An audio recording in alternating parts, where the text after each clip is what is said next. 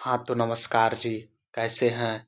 उम्मीद करते हैं बहुत ही अच्छे होंगे मेरे प्यारे विद्यार्थी।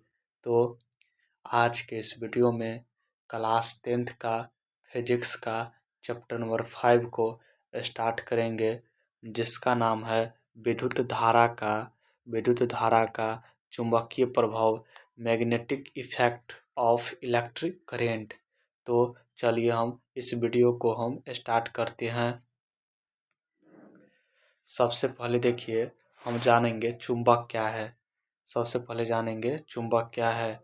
चुंबक क्या है, चुंबक किसे कहते हैं या क्या है, तो चलिए इसको हम जानते हैं। वह पदार्थ जो लौह पदार्थ को अपनी ओर आकर्षित करता है, चुंबक कहलाता है। चुंबक किसे कहते हैं? वह पदार्थ जो लौह पदार्थ को अपनी ओर आकर्षित करता है, चुंबक कहलाता है। क्या कहलाता है? चुंबक कहलाता है। जहाँ चुंबक का आकर्षक बल अधिक होता है, ध्रुव कहलाता है। क्या कहलाता है? जहाँ पर चुंबक का आकर्षण बल अधिक होता है, उसे क्या कहते हैं? ध्रुव कहते हैं। क्या कहते हैं? ध्रुव कहते हैं। चुंबक का ध्रुव कहते हैं। अगला पॉइंट है, किसी भी चुंबक में दो ध्रुव होते हैं। किसी भी चुंबक में कितने ध्रुव होते हैं? दो ध्रुव होते हैं, जो उत्तर ध्रुव तथा दक्षिणी ध्रुव है। जो कौन है? उत्तर ध्रुव और दक्षिणी ध्रुव है। अगला पॉइंट चलिए, सजातीय ध्रुव को एक दूसरे को प्रतिकर्षण और विजातीय ध्रुव एक दूसरे को आकर्षित करते हैं। क्या करते हैं? सजातीय ध्रुव को एक दूसरे को प्रतिकर्षण क्या करते हैं? प्रतिकर्षण और विजातीय ध्रुव एक दूसरे को आकर्षित करते हैं। क्या करते हैं? आकर्षित करते हैं। आगे चलिए, अगला है, चुंबकीय पदार्थ किसे कहते हैं? क्या है? चुंबकीय पदार्थ किसे कहते हैं? तो चलिए इसको हम जानते हैं। वैसे वस्तुएं जिन्हें चुंबक आकर्षित करता है अथवा जिनसे कृत्रिम चुंबक बनाए जा सकते हैं, चुंबकीय पदार्थ कहलाते हैं। क्या कहलाते हैं? चुंबकीय पदार्थ कहलाते हैं। वैसे वस्तु जिन्हें चुंबक आकर्षित करता है अथवा जिन्हें कृत्रिम चुंबक बनाए जा सकते हैं, चुंबकीय पदार्थ कहलाते हैं। क्या कहलाते हैं? चुंबकीय पदार्थ कहलाते हैं। जैसे लोहा, कोबाल्ट, निकेल। चुंबकीय पदार्थ किसे कहते हैं? वैसे वस्तु जिन्हें चुंबक आकर्षित करता है अथवा जिन्हें कृत्रिम चुंबक बनाए जा सकते हैं, चुंबकीय पदार्थ कहलाते हैं। जैसे लोहा, कोबाल्ट, निकेल। आगे चलिए, आगे है, अचुंबकीय पदार्थ किसे कहते हैं? क्या है? अचुंबकीय पदार्थ किसे कहते हैं? तो चलिए इसको हम जानते हैं। वैसे पदार्थ जिन्हें चुंबक आकर्षित नहीं करता है, अचुंबकीय कहलाते हैं। क्या कहलाते हैं? अचुंबकीय कहलाते हैं। वैसे पदार्थ जिन्हें चुंबक आकर्षित नहीं करता, अचुंबकीय कहलाते हैं। क्या कहलाते हैं? अचुंबकीय कहलाते हैं। जैसे कागज, प्लास्टिक, पीतल इत्यादि। अगला पॉइंट चलिए, एक स्वतंत्र रूप से लटका हुआ चुंबक उत्तर दक्षिण दिशा की ओर संकेत करता है। क्या करता है? एक स्वतंत्र रूप से लटका हुआ चुंबक उत्तर दक्षिण दिशा की ओर संकेत करता है। अगला पॉइंट है, किसी भी चुंबक के आसपास का क्षेत्र चुंबकीय क्षेत्र कहलाता है। क्या कहलाता है? चुंबकीय क्षेत्र कहलाता है। किसी भी चुंबक के आसपास का क्षेत्र चुंबकीय क्षेत्र कहलाता है। चुंबकीय क्षेत्र को चुंबकीय रेखा द्वारा दर्शाया जाता है। चुंबकीय क्षेत्र को चुंबकीय रेखा द्वारा दर्शाया जाता है। आगे चलिए, आगे है, क्षेत्रीय रेखाओं के गुण को लिखे। तो चलिए इसको हम जानते हैं। चुंबक क्षेत्र के निम्नलिखित गुण है। क्या है? निम्नलिखित गुण है। क्षेत्रीय रेखाओं के गुणों को लिखे तो चुंबक क्षेत्र के निम्नलिखित गुण है। चलिए जानते हैं इसको। चुंबकीय क्षेत्र रेखा एक दूसरे को नहीं काटती। क्या नहीं करती है? चुंबकीय क्षेत्र रेखा एक दूसरे को नहीं काटती है। अगला पॉइंट है, किसी भी चुंबक में क्षेत्र रेखाएं एक सतत बंद वक्र में रहती है। किस में रहती है? सतत बंद वक्र में रहती है। अगला पॉइंट है, चुंबकीय रेखाएं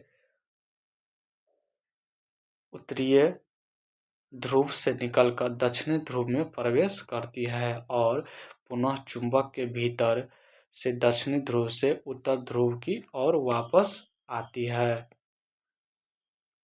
अगला पॉइंट चलिए, ध्रुवों के समीप क्षेत्र रेखाएं घनी होती है। ध्रुवों के समीप क्षेत्र रेखाएं घनी होती है। अगला पॉइंट है, जब किसी चालक से विद्युत धारा प्रभावित की जाती है तब चालक के चारों ओर चुंबकीय क्षेत्र उत्पन्न होता है। क्या होता है? चुंबकीय क्षेत्र उत्पन्न होता है। आगे चलिए।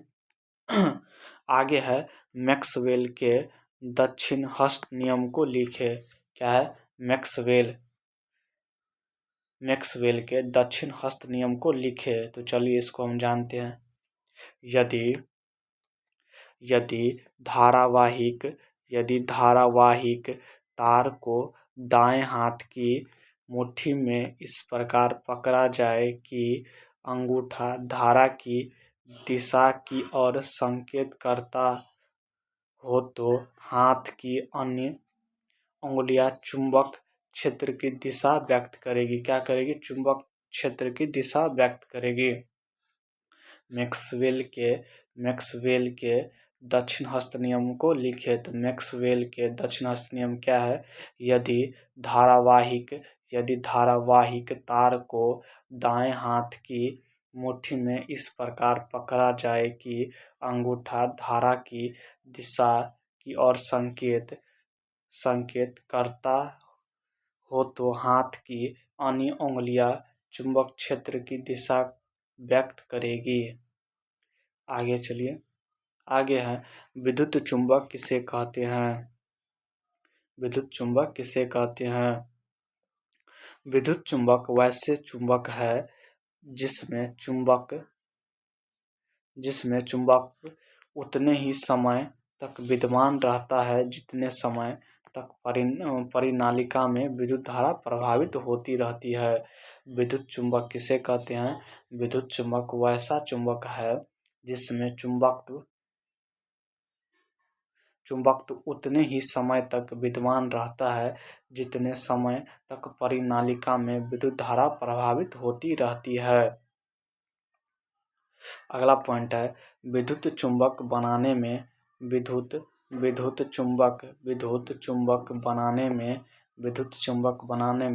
नर्म लोहे का और अस्थायी चुंबक बनाने में इस्पात का उपयोग किया जाता है। विद्युत चुंबक बनाने में किसका उपयोग किया जाता है? तो नर्म लोहा का। किसका? नर्म लोहा का। और अस्थायी चुंबक बनाने में इस्पात का उपयोग किया जाता है। किसका किया जाता है? इस्पात का उपयोग किया जाता है। आगे चलिए। आगे है, फ्लोमिंग के बाएं हस्त नियम को लिखे। तो चलिए इसको हम जान लेते हैं। यदि हम अपने बाएं हाथ की तीनों उंगलियां मध्यमा, तर्जनी तथा अंगूठे को परस्पर लंबवत फैलाएं और यदि तर्जनी चुंबकीय क्षेत्र की दिशा तथा मध्यमा धारा की दिशा को दर्शाता है तब अंगूठा धारावाही चालक पर लगे बल दिशा को व्यक्त करेगा। क्या करेगा? बल की दिशा को व्यक्त करेगा। तर्जनी चुंबक के क्षेत्र की दिशा बताएगा। तर्जनी क्या करेगा? तर्जनी चुंबक के क्षेत्र की दिशा, मध्यमा धारा की दिशा और अंगूठा धारावाही चालक पर लगे बल की दिशा को व्यक्त करेगा। अगला पॉइंट है, विद्युत मोटर एक ऐसा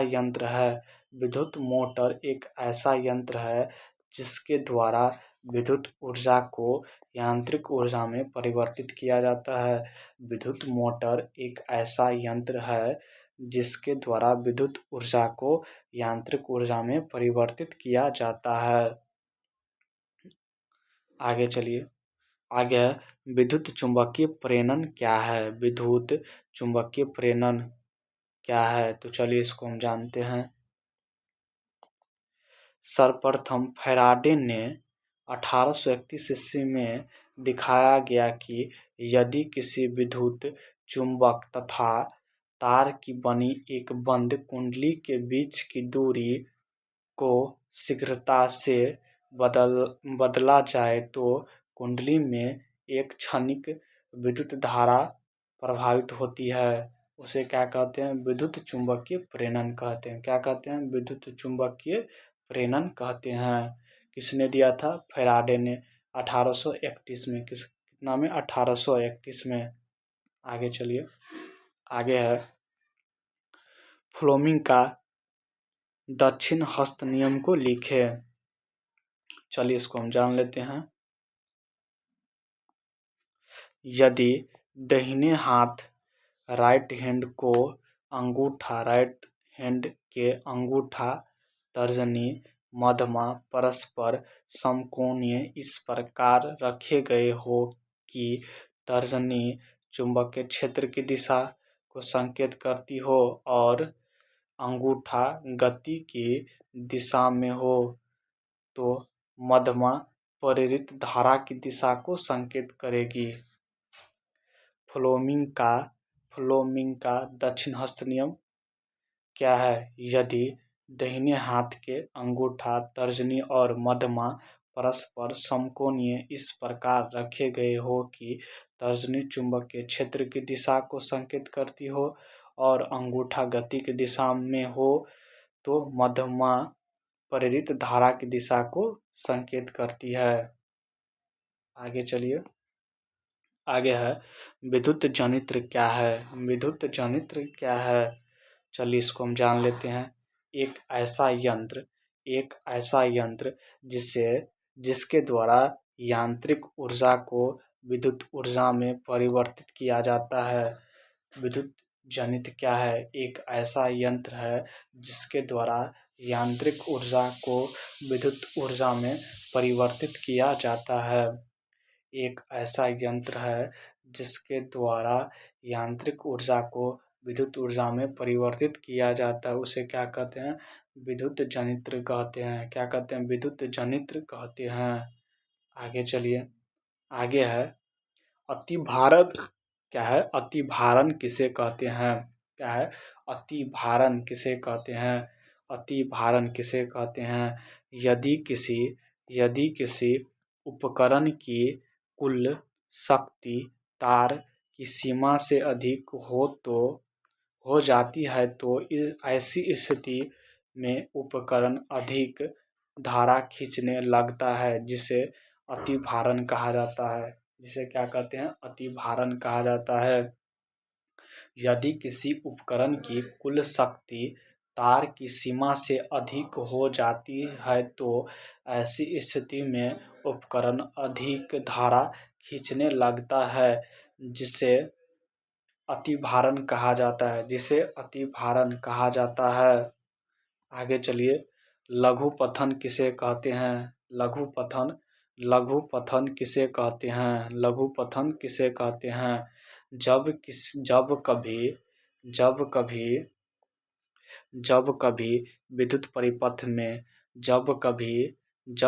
विद्युत परिपथ में विद्युतमय और उदासीनता आपस में जुड़ जाते हैं तो ऐसी स्थिति में परिपथ का प्रतिरोध शून्य हो जाता है और धारा बहुत तेजी से बहने लगती है, जिसे लघुपथन कहते हैं। लघुपथन किसे कहते हैं, जब कभी विद्युत परिपथ में विद्युतमय और उदासीनता आपस में जुड़ जाते हैं तो ऐसी स्थिति में परिपथ का प्रतिरोध शून्य हो जाता है और धारा बहुत तेजी से बहने लगती है, जिसे हम क्या कहते हैं, लघु पथन कहते हैं। जिसे क्या कहते हैं हम, लघु पथन कहते हैं। चलिए आगे आगे है विद्युत फ्यूज किसे कहते हैं। विद्युत फ्यूज किसे कहते हैं, तो चलिए इसको हम जान लेते हैं। ऐसा तार का एक टुकड़ा होता है जिसके पदार्थ की प्रतिरोधकता बहुत अधिक होती है और उसका गलनांक बहुत कम होता है। फ्यूज उसमें प्रभाव पर काम करता है। फ्यूज किस पर काम करता है, उसमें प्रभाव पर कार्य करता है। जब कभी भी विद्युत परिपथ में धारा का प्रवाह अधिक होता है तो फ्यूज तार गल जाता है और परिपथ में धारा का प्रवाह रुक जाता है, जिससे परिपथ में लगे अन्य उपकरण क्षतिग्रस्त होने से बच जाते हैं।